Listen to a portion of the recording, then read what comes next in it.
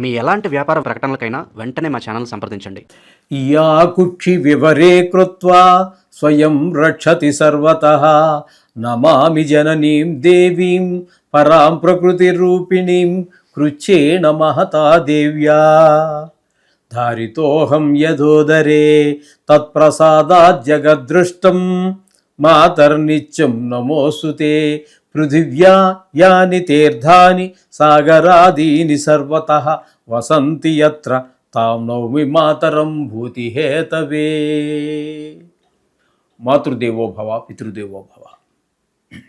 ఇప్పుడు మనము ఏప్రిల్ నెల 2026 సంవత్సరంలో ఈ ద్వాదశ రాశుల వారికి గోచార ఫలితాలు ఏ విధంగా ఉంటాయి అనేది మనం సశాస్త్రీయంగా తెలుసుకునేటటువంటి ప్రయత్నం చేద్దాం. మీనరాశి వారికి ఏప్రిల్ నెల 2026 సంవత్సరం గోచార ఫలితాలు ఏ విధంగా ఉన్నాయో సశాస్త్రీయమైన పద్ధతిలో మనం తెలుసుకునేటటువంటి ప్రయత్నం చేద్దాం.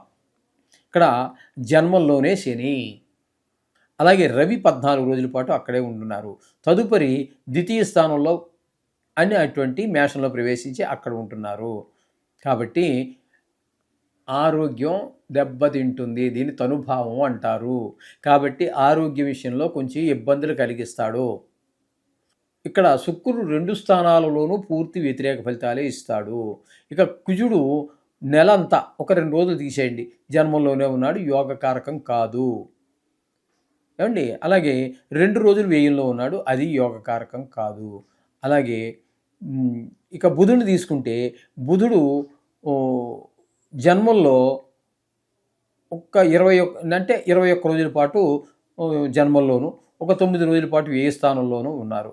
అంచేత మీకు బుధుడు కూడా ఏమాత్రం అనుకూలుడు కాదు.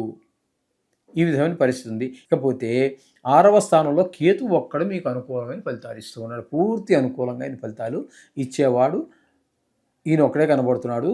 అటు శుక్రుడు ఇటు కేతువు 2 గ్రహాలు మాత్రమే మీకు పూర్తి అనుకూలమైనటువంటి ఫలితాలు ఇస్తూ ఉన్నాయి. తప్పితే మిగతావి ఏవి కూడా బాగలేవు. కాబట్టి ఒక రకంగా చెప్పాలంటే వీరికి ఈ నెలలో కొంచెం ఇబ్బందికరమైన పరిస్థితులే ఉంటాయి. చేత ఎక్కువ గ్రహాలు ప్రతికూలుతుంది కాబట్టి కంగారు పడిపోకండి. శుభ్రంగా నవగ్రహ మంత్రాలు చదువుకోండి. మీ వ్యక్తిగత జాతకం బాగుంటే దీని ప్రభావం చాలా చాలా 10% ఉంటుంది. అది నిష్ణాతులైన వారు చెబితే. ఇక ద్వితీయ తృతీయ స్థానాలలో శుక్రుడు అనుకూలమైన ఫలితాలు ఇస్తాడు. గురువు చతుర్థంలో ఉన్నారు, అనుకూలమైన ఫలితాలు ఉండవు, సుఖశాంతులు ఉండవు. అక్కడ భూమి, గృహం ఇత్యాది విషయాలు, వాహన విషయాల్లో కొన్ని ఇబ్బందులు ఉంటాయి. లేదు నా నోటికి వచ్చింది ఏదో చెప్పేసాను అనుకోండి, ఊరికే వినడానికి బాగుంటుంది. లేదు నేను చెప్పచ్చు, మీకు కొన్ని కోట్లు వచ్చేస్తున్నాయి రాసి పెట్టుకో, ఛాలెంజ్ నాది, బాధ్యత నాది, గ్యారంటీ. నా గ్యారంటీ ఏంటండి? 10 కోట్లు నేను ఎక్కడ గ్యారంటీ ఇవ్వను? 10 కోట్లు నా దగ్గర ఉండాలి కదా మీ గ్యారంటీ ఇవ్వడానికి. ఇలాంటి మాటలన్నీ మేము చెప్పమండి. అంచేత ఇలాంటివి మిమ్మల్ని భయపెట్టడం కానీ మిమ్మల్ని సంతోషపెట్టాల్సిన పని లేదు.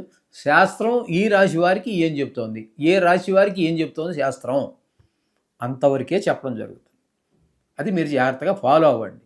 ఏదంటే అది విని దానికి ఎవరో చెప్తాడు, దానికి నన్ను ప్రశ్నిస్తారు. మీరు ఫోన్ నెంబర్ ఇచ్చాం కాబట్టి కింద, దానికి నేను ఏం సమాధానం చెప్పాలండి? పోనీ ఆయన నెంబర్ ఉంటే ఆయన అడగండి, ఆయన ఏం చెప్తాడో చూద్దాం. రాసి పెట్టుకోమంటున్నాడుగా, రాసి పెట్టుకోండి. ఆయనది గ్యారంటీ కూడా, ఆయన గ్యారంటీ తీసుకోండి.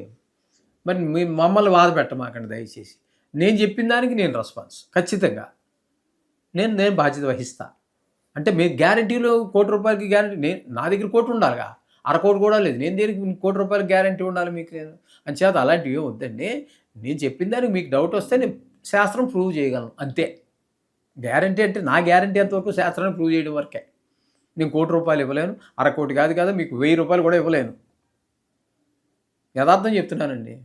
అంచేత ఈ విధంగా ఫాలో అవ్వండి. రోజు శుభ అశుభ గ్రహాలతో సంబంధం లేకుండా దేవుణ్ణి ఎలా ప్రార్థిస్తున్నామో నవగ్రహాలను కూడా అలాగే ప్రార్థించండి. సర్వశుభాలు చేకూరుతాయి. శుభం భూయాత్.